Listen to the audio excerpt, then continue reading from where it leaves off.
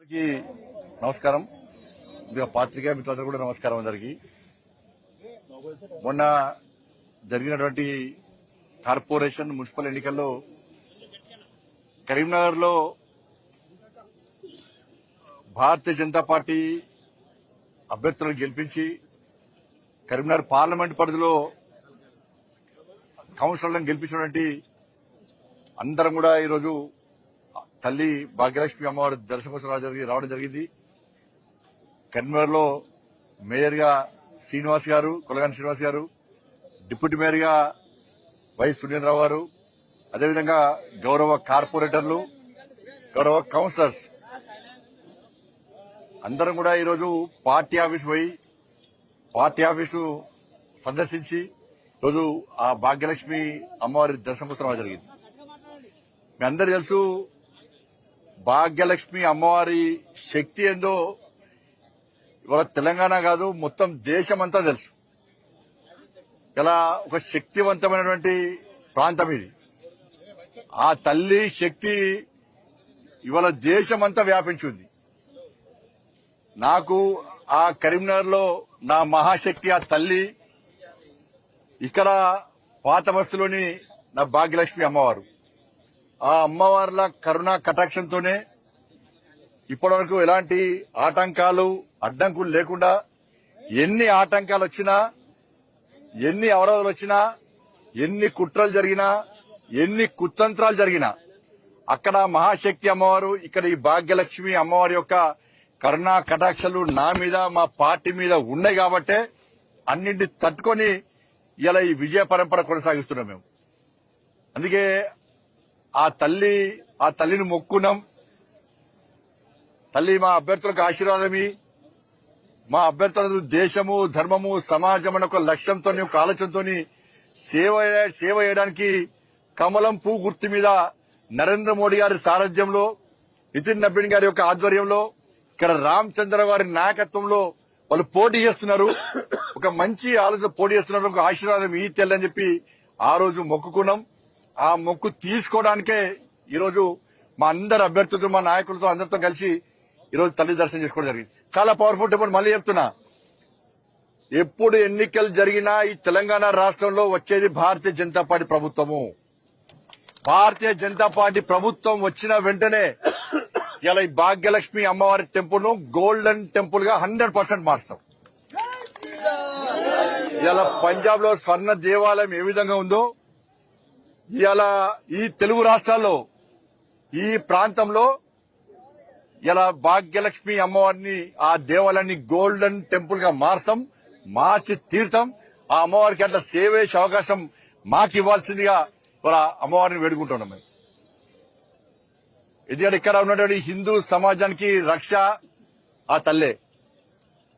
ఇక్కడ నుంచి ఇక్కడ గుండాల యొక్క ఎంఎం పార్టీ గుండాల యొక్క అరాచకాలు తట్టుకోలేక చాలా మంది హిందువులు వేరు. ఇవాళ అందరు హిందువులందరూ కూడా అమ్మవారి ఆశీర్వాదంతో మళ్ళొచ్చిన ప్రశాంతంగా జీవిస్తున్నారు. ఇవాళ ఎన్ని అడ్డంకులు వచ్చినా తట్టుకొని పోతున్నారు. ఇవాళ అందుకే నేను భారతీయ జనతా పార్టీ రాష్ట్ర అధ్యక్షుడిగా ఉన్నప్పుడు ఆ తల్లి శక్తి తెలుసుకునే ఇదే ప్రాంతంలో ప్రభుత్వం అడ్డగించినా, పోలీసులు అడ్డుకున్నా, ఎన్ని అవాంతరాలు ఏర్పడ్డా కూడా ఆ తల్లిని మొక్కున్నాం. ఇదే గడ్డ మీద టైము, డేటు, ప్లేస్ చెప్పినాం. దాని ప్రకారం ఇదే గడ్డ మీద ప్రజా సంగ్రామ యాత్ర 2021 ఆగస్టు 28. ఈ రోజు ఆగస్టు 28 అనుకోకుండా కలిసి వచ్చింది. ఈ రోజు ఆగస్టు 28. ఇదే రోజు ఇక్కడ ప్రజా సంగ్రామ యాత్ర ప్రారంభించినాం. 1640 కిలోమీటర్లు నడిచినాం. ఇలా ఇవాళకి 1640 రోజులు ప్రజా సంగ్రామ యాత్ర చేసి అన్ని అనుకోకుండా కలిసి వచ్చినాయి. 1640 కిలోమీటర్లు నడిచినాము. ఈ రోజుకి యాత్ర స్టార్ట్ చేసి 1640 రోజులైంది. కానీ యాత్ర ఏ విధంగా అక్కడి కేసీఆర్ ప్రభుత్వం ఏ విధంగా అరాచకంగా అడ్డుకున్నదో, ఏ విధంగా దాడులు చేసిందో అన్నిటిని తట్టుకొని మా లక్ష్యం మోడీ రాజ్యం రావాలి, తెలంగాణ రాష్ట్రంలో రామరాజ్యం రావాలి అని చెప్పి ఒక లక్ష్యంతో ఇవాళ ప్రజా సంగ్రామ యాత్రను ఏ విధంగా దిగ్విజయవంతం చేస్తామో దానికి అంతటి కారణం ఆ తల్లిదయ. ఈరోజు మాదే అడ్డా అనుకున్నటువంటి ఎంఏ పార్టీ మెడల్ వంచి ఎంఏ పార్టీ మా యాత్రను అడ్డుకుంటా అని చెప్పినప్పుడు కూడా ఇలా నీ అడ్డ కాదురా, ఇది మా అడ్డ అని చెప్పి ఈడ వేదిక పెట్టి జై శ్రీరామ్ భారత్ మాతకి జై అని గాండ్రిస్తూ గర్జించిన కార్యకర్తలు, నా దమ్మున్న భారతీయ జనతా పార్టీ కార్యకర్తల విషయాన్ని 2021 ఆగస్టు 28 రోజు స్పష్టం చేసినాం. ఎవరితోనేం కాలే. ఆ రోజు ఎంఎం పార్టీతో కుమ్మకే బీఆర్ఎస్ పార్టీ అడ్డుకునే ప్రయత్నం చేసింది. ఈ రోజు తెలంగాణ రాష్ట్రంలో అవే పరిస్థితులు.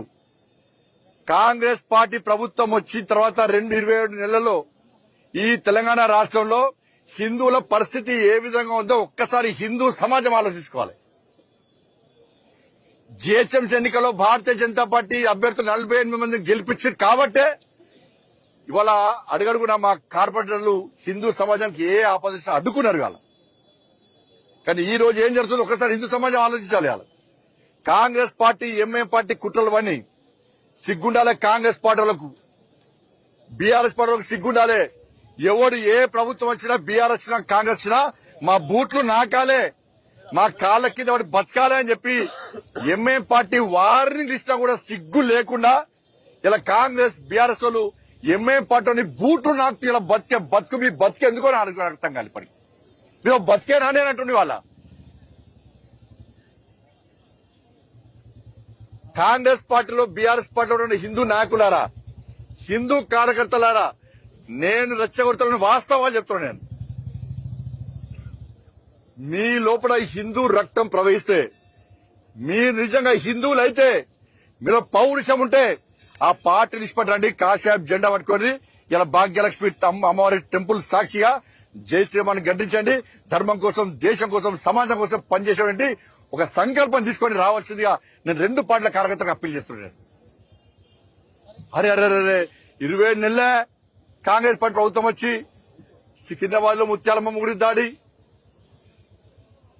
జుబ్లీస్ లో పెద్దమ్మ గుడి మీద దాడి, సంతోష్ నగర్ లో దేవాలయం మీద దాడి, జుక్కల్లో దుర్గామాత అమ్మవారి మీద దాడి, శంషాబాద్ లో దేవాలయాల విధ్వంసం, పాత బస్తులు విధ్వంసం, రాత్రికి రాత్రి నిన్న రాత్రి చాయంద్రానగుట్టలో పురాతన టెంపుల్, పవర్ఫుల్ టెంపుల్ అయినటువంటి నా ఆంజనేయ స్వామి మీద దాడి చేశారు. బాన్స్వాడలో దాడులు. ఎక్కడ పోయినా కాంగ్రెస్ పార్టీ ఎంఏ పార్టీ ప్రభుత్వం ఏర్పడిన తర్వాత తెలంగాణ రాష్ట్రంలో ఎందుకు దేవాలయాల మీద దాడులు జరుగుతున్నాయి? అలా మెజార్టీ ప్రజలైన హిందువులు ఎలా మా దేవాలయాన్ని రక్షించండి అని బిచ్చమెత్తుకునే పరిస్థితి ఈ తెలంగాణ రాష్ట్రంలో వస్తే హిందూ సమాజాన్ని కాపాడే వాళ్ళు ఎవరు ఒకసారి హిందూ సమాజం ఆలోచించాలి. ఇష్టపడదామాకి ఏమి పెద్దలేదు, భారతీయ జనతా పార్టీకి ఏమి పెద్దలేదు, మేము అన్ని మతాలు సమానం కూడా అంటున్నాం. మీరు మాట్లాడకండి. మీ కోట్లయం జిహెచ్ఎంసీలో హిందుత్వం ఏదైనా పోని, దేవాలయాల విధ్వంసం గాని, గోహత్య జరగని, లహు జియాది పేరుతోని హిందూ అమ్మాయిలను మోసం చేయని, హిందూ అమ్మాయిలను డ్రగ్స్ ఇవ్వండి, గంజాలు ఇవ్వండి, నాశనం కాని మీరు పట్టించుకోకండి. మాకు ఎప్పటి మేము పట్టించుకో. మేము ఇలా మా ఆవేశం కాదు, ఇది భారతీయ జనతా పార్టీ ఒక ఆవేదన. మా కసితో ఉన్నారు ఇవాళ హిందూ ధర్మాన్ని, హిందూ సమాజాన్ని కాపాడుకోసం నా కార్యకర్తలు, భారతీయ జనతా పార్టీ కార్యకర్తలు ఇవాళ రామచంద్ర గారి నేతృత్వం కసితో ఉన్నాం. మేము సంకల్పం తీసుకోవడం మేము ఉన్నాం. హిందూ సమాజాన్ని జాగృతం కావాలి. హిందూ సమాజాన్ని జాగృతం కాకుంటే బిచ్చ బతుకులు చేయమని రాసి పెట్టుకోండి. నేను ఇప్పుడు ఎన్నికల్లో ఎలక్షన్స్ లో ఇప్పుడు రంజాన్ కు ఎగ్జామ్స్ ఇస్తారు, ఇబ్బందులు చేయొచ్చు. కానీ హనుమాన్ దీక్ష చేసుకుంటే స్కూల్కి రానియరు, అయ్యప్ప దీక్ష చేసుకుంటే పోలీసులను డ్యూటీ అనియరు, భవానీ దీక్ష తీసుకుంటే టైం ఇవ్వరు, పూజ చేసుకునే టైం ఇవ్వరు. వరంగల్ హనుమాన్ చాలీసా వార్త బయటికి కొడుతున్నారు.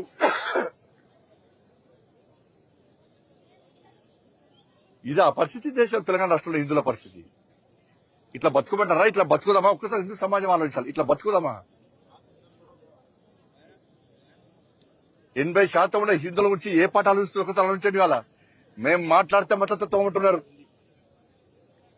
ఇవాళ కరీంనగర్ ఎన్నికల్లో ముస్లిం మహిళలందరూ జాగృతమయ్యారు. ఎస్, మాకు పెద్దన్న మా నరేంద్ర మోడీ, మా పెద్దన్న నరేంద్ర మోడీ గారి పువ్వు గుర్తుకే ఓటేస్తామని చెప్పి ఇలా కరీంనగర్ పార్లమెంట్ లో కానీ తెలంగాణ రాష్ట్రంలో హిందూ మహిళలందరూ ఒక్కతాటిపై వచ్చి ఇలా భారతీయ జనతా పార్టీకి ఓటేసినటువంటి చరిత్ర ఇలా కరీంనగర్లో జరిగింది. ముస్లిం మహిళలు ఒకటే వాళ్ళ ముస్లిం మహిళల గురించి మేము మాట్లాడుతున్నాం. ఇంత దుర్మార్గం బాన్సువాడలో ఎంఐఎం పార్టీ వాళ్ళు రాళ్ళు లేచి తలకాయలు వలుతాయా కాళ్ళు చేతులు ఉరుతాయా అని చెప్పి కనీసం చూడకుండా రాళ్ల దాడి చేస్తే నేను వీడియోను డీజీపీ గారు పంపినా, పోలీస్ అధికారులకు పంపినా, మీడియాకు పంపినా. కానీ చర్యలు ఎవరు తీసుకున్నారు? 27 మంది అమాయక కార్యకర్తల మీద భారతీయ జనతా పార్టీ హిందూ సంఘం కార్యకర్తలు 27 మందిని అరెస్ట్ చేసి లోపడేసి జైలుకు పంపారు. ఉదయానికి ఉదయం మబ్బులలో పోయి ఇలా పల్లెటూరులో పడి ఇలా వీడియోలు చూస్తున్నాం. మీరు దాడులు చేశారని అమాయక కార్యకర్తలు కలిసి రిమాండ్ చేస్తున్నారు. నేను హెచ్చరిస్తుంది ఇవాళ బాన్స్వాడ నేను పోతా, బాన్స్వాడ పక్కా పోతా. నాకు పోయే అవకాశం లేదు ప్రభుత్వం. నా కార్యకర్తలను కాపాడడానికి, నా ధర్మాన్ని కాపాడడానికి పక్కా బాన్స్వాడ పోయే ప్రయత్నం చేస్తున్నా. లేకుంటే వెంటనే మీరు అరెస్ట్ ఆపేయండి. మీరు అలా బాన్స్వాడలో ఎంఐఎం పార్టీ గుండా నా కొడుకు ఫస్ట్ అరెస్ట్ చేయండి. దాడులు చేసింది వాళ్ళు. బోధనలో ఒక అడ్వకేట్ లేడీని కొట్టిరు వాళ్ళే ఎంఐఎం పార్టీలు. ఒక లేడీ అడ్వకేట్ కొట్టిరు వాళ్ళ. అరే దేవాల మీద దాడులే, హిందువుల మీద దాడులే, అడ్వకేట్ల మీద దాడులే, బీజేపీ నాయకుల మీద దాడులే, పోలీసుల మీద దాడులే, పోలీస్ ఆఫీసర్ మీద దాడులే. ఇన్ని అరాచకాలు తెలంగాణ రాష్ట్రంలో ఎంఐఎం పార్టీ చేస్తుంటే, కాంగ్రెస్ పార్టీ ఎంఐఎం పార్టీని మోస్తుంటే, వాళ్ళకు జోక్తుంటే ఎందుకు మాట్లాడొద్దని అడుగుతున్నాను నేను. ఎందుకు పక్కా మాట్లాడతాం మేము. ఇలా జిహెచ్ఎంసీ ఎన్నికలని చెప్పి ఎంఐఎం పార్టీకి ఇలా రేవంత్ రెడ్డి వాళ్ళ తాత ఆస్తి వాళ్ళ నాన్న ఆస్తున్నట్టే ఇలా ఎంఐఎం పార్టీ రాసేసాడు. 3 ముక్కలు చేసిండు. పక్కా తిరుగుతాం. Congress party MIM party Bhagavatam అంతా బయటపడతాం. వాళ్ళ బిడ్డ 3 కార్పొరేషన్లో ఇలా భారతీయ జనతా పార్టీ పక్కా గెలుస్తుంది. గెలిచి తీరుతానన్న నమ్మకం ఇలా మాకుంది. ప్రజలందరూ జాగృతం కావాలి. అభివృద్ధి చేసేదే మేము. భాగ్యనగర్ అభివృద్ధికి నిధులిచ్చింది నరేంద్ర మోడీ ప్రభుత్వం. బీఆర్ఎస్ పార్టీ ఒక్క పైసా వేయలే. కాంగ్రెస్ పార్టీ 27 నెలల్లో ఒక్క పైసా వేయలే. 27 నెలలు అయింది వాళ్ళు వచ్చి. 18 క్యాబినెట్లు నిర్వహించుకున్నారు వాళ్ళు. 18 క్యాబినెట్లలో ఏ రోజు ఎంఐఎం పార్టీ, గతంలో బీఆర్ఎస్ పార్టీ అని ఇప్పుడు కాంగ్రెస్ పార్టీ అని, అరే పాత బస్తీలో మేము రాజ్యం వెళ్తున్నాం, మా పాత బస్తీ అభివృద్ధికి నిధులు అని చెప్పి ఏ ఒక్కరోజైనా ఎంఐఎం పార్టీ పాత బస్తీ అభివృద్ధి కోసం అడిగిందా? ఇలా పాత బస్తీలో ముస్లిం సమాజం ఆలోచించాలి. ఓవైసీ ఆస్తులు పెరుగుతున్నాయి, ఓవైసీ కుటుంబం ఆస్తులు పెరుగుతున్నాయి. ఓవైసీ ఏ ప్రభుత్వం ఉంటే ఆ ప్రభుత్వానికి ఏ ఓవైసీ కుటుంబం ఇవాళ దాసోహం అంటే వాళ్ళ వ్యాపారాలు పెంచుకునే ప్రయత్నం చేస్తున్నారు, వాళ్ళ ఆస్తులు పెంచుకునే ప్రయత్నం చేస్తున్నారు. ఇలా పాత బస్తీలో ఉన్న ముస్లింస్ ఏమైనా ఆస్తులు పెరిగినాయా? మీ బతుకులు బాగుపడ్డాయా? మీ పిల్లలకు ఉద్యోగాలు వచ్చినాయా? మీకు ఇండ్లు వచ్చినాయా? మీ గల్లీలో రోడ్లు ఉన్నాయా? మీకు లైట్లు వచ్చినాయా? మీకు వాటర్ సప్లై ఉన్నాయా? ఏం లేవు. అక్కడ ఏం లేవు. సపరేట్ రాజ్యం మీద ఎంఐఎం పార్టీ 3 త్రిపులేని పోయినా వాళ్ళకు ట్యాక్స్ చాలా నేరు. కరెంటు బిల్లు కట్టిన అడుగుతుంది దాడులే, నల్లా బిల్లు అడుగుతుంది దాడే, ఇంటి పని అడుగుతుంది దాడే. పన్నులు మేం కట్టాలే, పైసలు వాళ్ళకు. మరి నేను అప్పీల్ చేస్తున్నా, 27 ఇలా 18 క్యాబినెట్ మీటింగ్లు అయితే ఏ ఒక్క రోజుగా క్యాబినెట్ లో, నిన్న కూడా క్యాబినెట్ లో 2500 మహిళలకు ఇస్తానియలే. హైదరాబాద్ లో ఎంతమంది 2500 మహిళలు ఇచ్చిర్రు? 4 రూపాయల ఆసరా పెన్షన్ ఇస్తున్నారు మహిళలకు, ఆ తాతమ్మలకు. దాని గురించి చర్చ లేదు. రైతు భరోసా ఇస్తున్నారు, రైతు ఎదురుస్తున్నారు, దాని గురించి చర్చ లేదు. ఉద్యోగాలు ఇస్తున్నారు, దాని గురించి చర్చ లేదు. ఇలా 5 డిఎల్ ఇవ్వాలి ఉద్యోగస్తులకు, దాని గురించి చర్చ లేదు. పీఆర్సీ ఇంతవరకు అమలు చేస్తలేరు, దాని గురించి చర్చ లేదు. పదవీ విరమణ పొందిన ముస్లింలు వచ్చి మా పైసలు మాకి చచ్చిపోయేటట్టు ఉండమని చెప్పి 61 మంది చచ్చిపోయారు ఇప్పటికి. వాళ్ళ పైసలు వాళ్ళకి ఇవ్వడానికి పైసలు లేవట. గాని ముఖ్యమంత్రి శిక్షణ తరగతులు ఏమి ఇవ్వాలి? అరే దేశం కోసం పనిచేయండి, సమాజం కోసం పనిచేయండి, ప్రజలకు సేవ అని చెప్పే ముఖ్యమంత్రి కాదట. 1000 కోట్ల కార్యకర్తలు అందరూ కలిసి డూప్లికేట్ గాంధీ కుటుంబానికి ఇవ్వాలట. రాష్ట్ర ముఖ్యమంత్రి మూటలు మోయడానికే ఉన్నాడు ఢిల్లీకి. మరి ఆ 1000 కోట్లు ఇలా పెన్షన్, ఇలా రిటైర్మెంట్ అయినటువంటి వాళ్ళ పదవి విరమణ ఉద్యోగస్తులు దిగలేకపోతున్నారు. 1000 కోట్లు అడిగేచ్చు కదా, మీ కార్యకర్తలు అంతా అడిగేచ్చు. ప్రభుత్వం మీదే. హైదరాబాద్కి వస్తే వాళ్ళ ముసలి చూడకుండా కాళ్ళు లేవు, వాళ్ళకు అవస్థలు ఉన్నారు. గొరవర గుంజుకపోయి అరెస్ట్ చేసి వాళ్ళకి మా పైసలు మనకి ఇవ్వమంటున్నారు. నేనేమంటాడు ప్రమాద బీమా అట, బతికినోనికి పైసలు ఇయ్యాడట, వాళ్ళ పైసలు వాళ్ళకు చచ్చిపోయాక ప్రమాద బీమా ఇస్తారట. అంటే బతుకుంటే పరిహారం, చచ్చిపోతే సంతాపం. ఈ ప్రభుత్వ పాలసీ. బతుకున్న వాళ్ళకు వాళ్ళ బెనిఫిట్స్ వాళ్ళకి ఏమంటే ఇవ్వడు కానీ చచ్చిపోయాక బీమా ఇస్తాడు. ఏం చేస్తాడు? బేసిక్ నుంచి 1.5% అమౌంట్ తీసుకొని నువ్వు ఇచ్చేదేంది అంటే రాష్ట్ర ప్రభుత్వం ఉద్యోగస్తుల పైసలతోని ఇన్సూరెన్స్ బిజినెస్ చేస్తున్నది. ఇన్సూరెన్స్ బిజినెస్ దానికంట కొన్ని రోగాలకంట మళ్ళీ అది ట్రీట్మెంట్ కొన్ని హాస్పిటల్కే పరిమితమట. ఆ పైసలు ప్రైవేట్ ఏజెన్సీ కనుకుంటే మొత్తం అన్ని ఆ కార్పొరేట్ హాస్పిటల్ కూడా వైద్యం ఉంటది, అన్ని రోగాలకు వైద్యం ఉంటది. నువ్వు ఇచ్చేదేంది వాళ్ళ ఓ టీవీలలో పేపర్లలో మొత్తం బీమా బీమా బీమా బతికినోనికి ఫస్ట్ వాళ్ళ వయసు వాళ్ళకి పోలీసు వాళ్ళకి ఇస్తాడు బీమా పావులు. ఒక్క నిమ్స్ హాస్పిటల్ ట్రీట్మెంట్ వాళ్ళకి, ఒక్క నిమ్స్ హాస్పిటల్ ట్రీట్మెంట్ వాళ్ళకి నెలకు వాళ్ళకి 1000 రూపాయలు కట్ చేస్తారు వాళ్ళకి. ఆ 15,000 రూపాయలు సంవత్సరానికి వేరే ఇన్సూరెన్స్ కడితే అన్ని కార్పొరేట్ హాస్పిటల్ వాళ్ళకి వైద్యం ఉంటది, అన్ని రోగాలకు వైద్యం ఉంటది.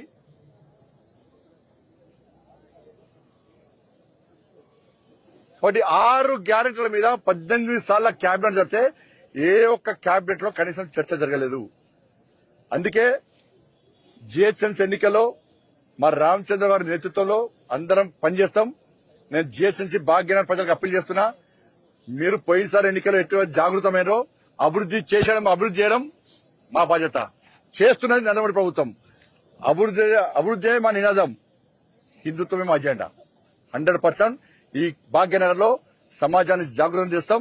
ఇలా ముస్లిం మహిళలకు అప్పీల్ చేస్తున్నా, ఇవాళ మీకు రక్షణ ఉండాలంటే ఇలా భారతీయ జనతా పార్టీ ఈ 3 కార్పొరేషన్లో కాషాయ జెండా రెపరెపలు ఆడించాలి. అప్పుడే ఈ భాగ్యనగర్ కాపాడబడుతుంది. లేకుంటే ఇదే విధంగా దాడులు జరుగుతాయి.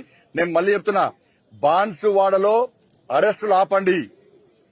బాన్సువాడలో అరెస్టులు ఆపకుంటే ఆ ఆజ్యం తెలంగాణ మొత్తం వ్యాపించే ప్రమాదం ఉంది. మేము చట్టాన్ని కాపాడాలని మేమంటున్నాం, శాంతి భద్రతలు కాపాడాలని మేమంటున్నాం, చట్టానికి అనుగుణంగా వివరించే వ్యక్తులం మేము. కానీ పోలీసు అధికారులు అక్కడ ఎంఏ పార్టీ నాయకులకు అడుగులకు మడుగులు వచ్చి అమాయక కార్యకర్తలు అరెస్ట్ చేస్తున్నారు. అరెస్టులు వెంటనే ఆపండి, అరెస్టులు ఆపండి. అరెస్టులు ఆపకుండా మాత్రం దాని పర్యవసానాలు ఏ విధంగా ఉంటాయో మీకు తెలుసు. భారతీయ జనతా పార్టీ కార్యకర్తలు తెలంగాణ రాష్ట్రం తలుచుకుంటే ఏ విధంగా ఉంటుందో నేను కార్యకర్తలు అప్పిస్తున్న. భారతీయ జనతా పార్టీ కార్యకర్తలారా, మీకు 2 చేతులు జోడించి మొక్కుతున్నాను. నేను సోషల్ మీడియాలో వాడు వీడు పెట్టేది మీరు పట్టించుకోకండి. వాళ్ళ మళ్ళా యుద్ధం ప్రారంభించే రోజు వచ్చినాయి. వాళ్ళ సనాతన ధర్మం అప్రతిష్ట పాలవుతున్నది. ధర్మాన్ని హేళన చేస్తున్నారు. సమాజాన్ని, హిందూ సమాజాన్ని చీల్చే ప్రయత్నం చేస్తున్నారు. హిందూ దేవాలయం దాడులు జరుగుతున్నాయి. బిస్తర్ దుల్పండి, కాషాయపు జెండా కమలపు జెండా పట్టుకొని బయట రండి. ఇవాళ జిహెచ్ఎంసీ ఎన్నికల్లో కాంగ్రెస్ పార్టీకి గుణపాఠం చెప్పాలి. బీఆర్ఎస్ పార్టీ ఆల్రెడీ అడ్రస్ లేకుండా పోయింది. ఇవాళ మన దమ్మేందో చూపట్టాల్సిన బాధ్యత ప్రతి భారతీయ జనతా పార్టీ కార్యకర్త మీద ఉందని చెప్పి అందరికీ అప్పీల్ చేస్తూ ఇలా కరీంనగర్ లో మా గెలుపుకు సాగేటువంటి రాష్ట్ర అధ్యక్షుడు రామచంద్రరావు గారికి, రాష్ట్ర పార్టీకి అందరూ కూడా హృదయపూర్వక ధన్యవాదాలు తెలియజేస్తూ బీఫామ్ ఇచ్చి మా అభ్యర్థులు పోటీ చేసే అవకాశం ఉన్నటువంటి నరేంద్ర మోడీ గారికి, నితిన్ నబీన్ గారికి, అమిత్ షా గారికి హృదయపూర్వక ధన్యవాదాలు తెలియజేస్తున్నాం. అందరికీ జై శ్రీరామ్.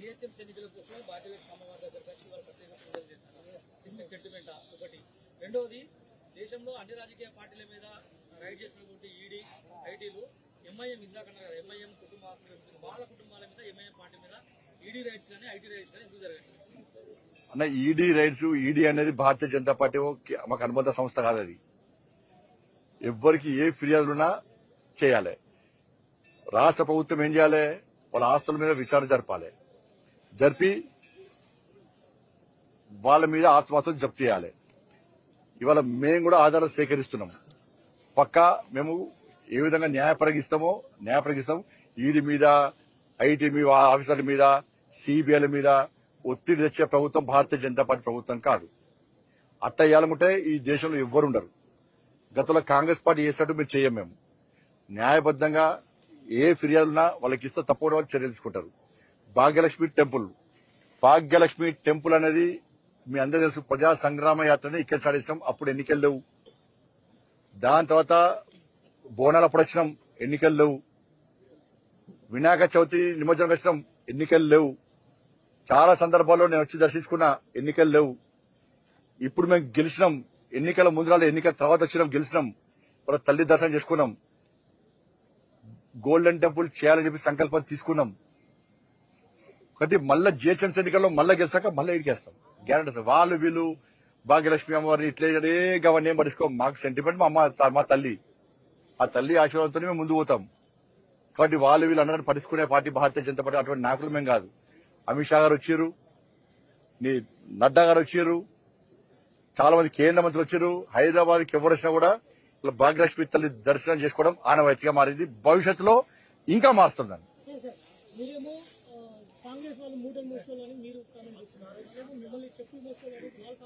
సంస్కారం లేని వాళ్ళు వచ్చే ఎన్నికల నాటికి జాగృతి లాంటి సమస్యలు వస్తే బీజేపీ భూస్థాపితమవుతుంది అనేది అటువైపు వినిపిస్తున్నాయి. నువ్వే నవ్వుకుంటూ అడుగుతున్నావు సమాజ క్వశ్చన్, నువ్వే నవ్వుకుంటూ అడుగుతున్నావు, దానికి ఏమని చెప్పాలి నేను. అంటే ఎవరు మూడో మోస్తారు, ఎవరు చెప్పడం మోస్తారు? ఇప్పుడు గురువుల కాలు మొక్కడం సంస్కారం. గురువు, దైవం, ధర్మం అనే లేని సంస్కారహీనులు, ఫాల్తనగాళ్ళు అట్ట కామెంట్ చేస్తారు. వాళ్ళ కామెంట్లో మేము పట్టించుకోము. ముఖ్యమంత్రి గారు మిమ్మల్ని ధర్మపురి అరవింద్ గారిని ఉద్దేశించి ఒక బండి ఉన్నాడు, ఒక గుండు ఉన్నాడు, తీసుకొచ్చినంత గుండు సున్ననే చేసింది ఏంది అనేది ముఖ్యమంత్రిగా ఏమాత్రం విజ్ఞత ఉన్నా, నైతికత ఉన్నా ఈ 20 నెలలో మున్సిపల్ కార్పొరేషన్లకు, మున్సిపాలిటీస్కు, గ్రామ పంచాయతీకి ఏమి ఇచ్చారు చెప్పండి. అంత మాట్లాడే ముఖ్యమంత్రి ఎలక్షన్ గాడి గుడ్డు చూపట్టింది కదా, మరి ఇప్పుడు ఏం గుడ్డు చూపడుతుంది ఇవాళ? ముఖ్యమంత్రి మాట్లాడే భాషకు హద్దు పద్దు ఉండదు. ఒక ముఖ్యమంత్రి స్థాయిలో ఉన్న వ్యక్తి ఇలా భాష, సంస్కారం, సభ్యత లేకుండా మాట్లాడితే ఆయన చుట్టుపక్కల చప్పలు కొడతారు కావచ్చు, కానీ సమాజం ఏమనుకుంటుందో ముఖ్యమంత్రి తెలుసుకుంటలేడు కదా. మరి గాడి గుడ్డు చూపెట్టి 2,500 ఇస్తాను ముఖ్యమంత్రి, ఎవి 2,500, మరి 4,000 రూపాయల గురించి ఏం మాట్లాడు ముఖ్యమంత్రి? వాళ్ళ రైతు భరోసా గురించి ఏం మాట్లాడతాడు, ఉద్యోగస్తుల గురించి ఏం మాట్లాడతాడు, డిఏల గురించి ఏం మాట్లాడతాడు, ఫీజు రియంబర్స్మెంట్ ఏది, ఆరోగ్యశ్రీ పైసలేవి? లాస్ట్ చివరగా మీరు తెలంగాణలో టీఆర్ఎస్ పార్టీని విమర్శించినంతగా రేవంత్ రెడ్డిని బండి సంజయ్ మరి నీకు గడవకుండా నేను చేస్తాను. ఇప్పుడు తిట్టింది రేవంత్ రెడ్డి, నీకు గడవకుండా ఏం చేస్తా? నువ్వు ఇప్పుడు తిట్టింది ఆయననే కదా, మరి నీకు గడవకుండా ఏం చేస్తా? నేను తిట్టింది కనవలే కదా, నేను చేస్తా దానికి. నీకు కనబడతలే నేనేం చేయాలి దానికి? థ్యాంక్ యూ, ధన్యవాదాలు. షేర్ చేయండి, లైక్ చేయండి, సబ్స్క్రైబ్ చేయండి. మరిన్ని వీడియోల కోసం బెల్ సింబల్ పై క్లిక్ చేయండి.